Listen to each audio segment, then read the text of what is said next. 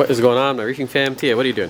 Feeding the fish. March here, Fragbox TV, and we have switched over to frozen food. That's not today's video. I just wanted to give you a little update on that. What are we feeding them? Hikari?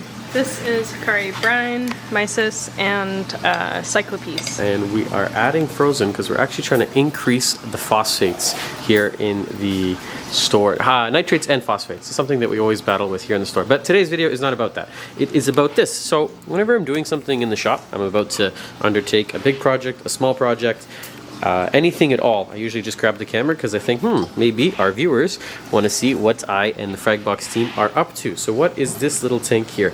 This little cute 16-gallon custom-made all-glass tank. If you guessed auto top-off reservoir, you got it right. But I'm pretty sure that that wasn't the first thing that came to mind. Actually, as well, if you're looking for a cool little tank, how big is this? Mike, pass me a measuring tape. My friend made this for us, and he also made this little one because he had some nice pieces of glass left over. The front is Starfire, and sorry, bear with me, if you want a little cute tank, I'm going to show you how to make a reservoir in a second. But if you're local, it looks like it's 24 by 12 by 12, whatever, how many gallons that works out to be, with a Starfire front pane of glass. It's here, waiting for you. It's got your name on it. What I'm going to do right now is grab my drill, my trusty Milwaukee. I only use Milwaukee tools. What's up? I'm going to put a hole in the side of this, and I'm going to turn this into a reservoir, and then I'm going to take you with me tomorrow to a customer's house where we're doing a build, and I'm going to show you how we set it up as a little custom underneath the stand reservoir. I'm using this float valve here. They are pretty inexpensive. We sell them here in the store. They're 20 bucks. Have you ever seen one of these fail? Yeah. Anything? It was because I installed mine incorrectly. Oh, okay. User error. I've never had one fail. They're 20 bucks. I guess it could fail. And then if it does fail, it got stuck. What? It shifted from being like this to against the wall. Shit.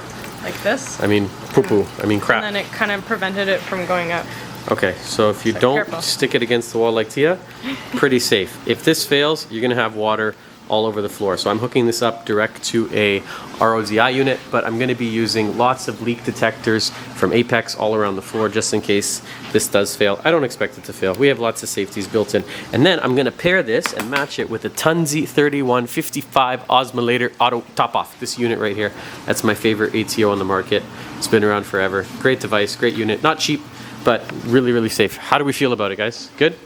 Good? Am I the only one who likes it? Okay. Matt says it's the best one. So I'm going to take this little bit I have here on the end. I think it is a 12 mil. Stick a little hole in the side, install the float switch, and then take you to our customer's place.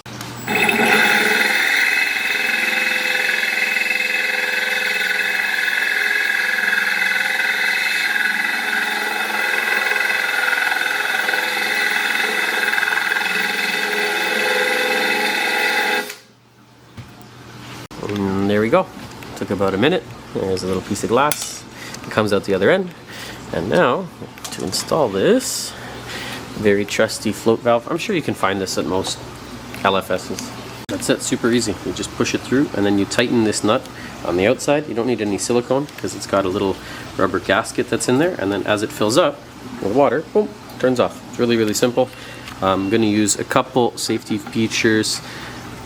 I'll show you how I do it tomorrow when we take it to our customer's house. I think I'm going to use the new Neptune liquid level sensor in here as well, just as an added piece of redundancy. So that's this cool new, like, I call it the water ruler that they've come out with. So basically, if you're using a Neptune, it'll tell you exactly what the water level is. So if this thing, let's say, fails, it'll tell me that it's too high. And I can also use this to see on the computer where the water level is in the reservoir. So this is actually a really cool new device. As I learn more about it, I realize how clever it is that they came out with it.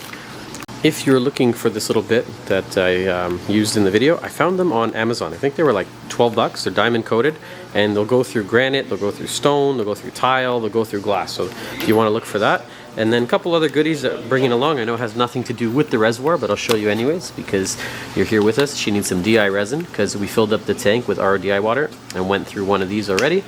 I need something to clean the glass with. It's a very thick tank, so we're going with the Mag Float. For flow, we're going with the Neptune Waves because, as you already know, or maybe you don't know and you're new to the channel, welcome. The Waves are my favorite pumps to use if you have the Neptune. So they're actually made by Sice in Italy, and they work very nicely with the Neptune, and we're running them. They're controllable, they're a great wave maker. We're running them on the entire store. I got 3 of them there, 2 there, another 4 there. I think on that tank we have 6. We have more in the basement. Ecotech MP40 is also a great choice for flow. The Neros, if you go with a 3 or a 5, any of them, really, really good. And then finally, we're bringing in, second finally, some Red Sea filter cups that'll sit nicely in the sump because I don't like socks, and these are an easy way to change floss. And then we're bringing our Continuum blade scraper because it is a very deep tank, so we need some extra cleaning power. And we will hit the road and we'll head off there tomorrow and show you how we install this reservoir along with the ATO. Okay, I'm going to put together our Tunzi 3155. Takes a little bit of, what's the word? Time. A little bit of time. But we're going to hook it up to the reservoir. As you see, it fits nicely here underneath the tank. And like I said the other day, we have some leak detectors in place. So let's say that for some reason the float valve fails. In theory, it's not going to fail, ever. I'm not putting that in the universe, but if it does, the floor will get wet, and then these will get wet, and that will tell me that they're wet, and then they're going to turn off, we're in a laundry room right now, it's going to turn off the water supply that's coming to it with this handy little solenoid, courtesy of Apex. So that'll shut off. So that is our safety, our fail-safe in case that goes wrong. Yeah. 2 little things I'm not crazy about on this unit. Other than this, it's pretty much amazing. This connection here from the water line to the pump, it's just weird. I'm never confident in it. It does work. I'm just not crazy about that connection. They've improved the piece that holds the water line, which is very much appreciated. Yeah, because the old one was a pain in the butt to put. They're actually quite frustrating. And the pump is a little bit on the louder side. If it's dry, it's very loud. Even when it's wet, there is quite a noticeable hum coming out of the pump. Just something to keep in mind. That's it. It's installed. We have it mounted here, tested and running pretty quick. It takes about 5 minutes. We got one other thing to do while we're here today. I'm going to install this gate valve here on the drain because it's making quite a bit of noise. You can hear the gurgling. Listen to this. Not good. So with this, we're going to be able to hopefully silence the tank down by creating a full siphon on the drain.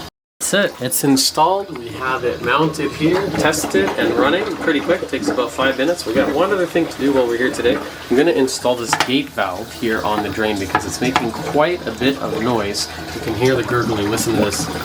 Not good. So with this, we're going to be able to hopefully silence the tank down by creating a full siphon on the drain. That's it. That worked really nicely. So if you ever have a noisy drain, you just install one of these. And I don't think I'm going to explain it too much more in this video. Maybe I got to do one dedicated to it, but just quickly, what it does is by restricting it and closing it off, I'm creating a full siphon through this one pipe. This is now a true emergency drain, and that gets it silent. So if you're dealing with a really noisy tank, you're getting gurgling, look at one of these gate valves.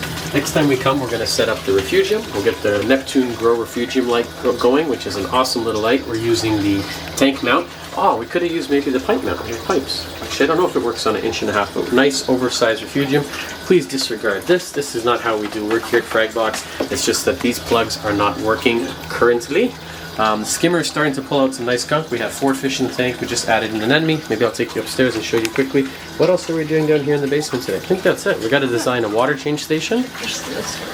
I wanted to do a nice big barrel here. The house is still under construction, so this entire laundry room is going to get retrofitted with custom cabinets and this beautiful marble slab that runs across the entire room. So I think I'm not going to be able to use that space. I was hoping to do like a massive 60, 70, 100 gallon drum just to make water change really easy, but I think it's actually going to go in this room. We'll just do it over here in the furnace room. So lots of room in here, furnace and storage. Those are the drains coming down into the tank. So I think we might move the RODI unit over here, mount it on the wall, and then just do a large, big ass barrel on the floor once these move, and then we can easily pump water up across the ceiling and into the tank for a, I'm going to call it semi-autonomous water change. So not automatic, but more or less just I want to be able to do a water change by turning valves. So to empty this, we turn on a pump and it'll pump over to the sink, to the drain. And then to bring salt water back, same thing, turn on a pump and then it's just going to come in here. So it's not automatic, but there's going to be no buckets involved, no siphoning, no water on the floor. Really, really simple, and just easy in terms of maintenance. Now we have our beautiful LLS, liquid level sensor, installed here on the reservoir. So when it's low, it's gonna turn on our RODI. And when it's high, it's gonna turn off our RODI, which is our reverse osmosis distilled iodization. What's it stand for?